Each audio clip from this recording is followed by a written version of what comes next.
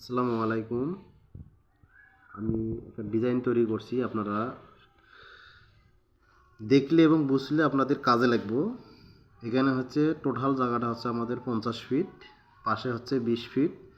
তো এখানে আমি 1 ফিট 6 ইঞ্চি দুই সাইডে মাইনাস করছি। মাইনাস করার পর আমাদের জায়গা আছে 17 ফিট এবং 17 ফিটে আমাদের এটা হচ্ছে একটা bedroom 10 feet by 12 feet, 10 feet by 12 feet. 3টা বেডরুম আছে একই মাপে।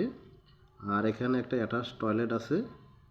হ্যাঁ, এটা হচ্ছে সিঁড়ি রুম, এটা হচ্ছে পুরোটা ডাইনিং স্পেস।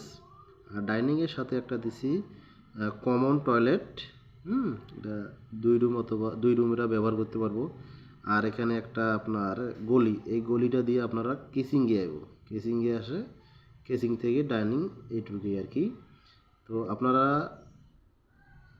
এই অত বিল্ডিংটা বেশি খরচ পড়বে না, মোটামুটি 3তলা ফাউন্ডেশন। 3তলা ফাউন্ডেশনে আপনার মোটামুটি 6 লক্ষ টাকা খরচা হবে।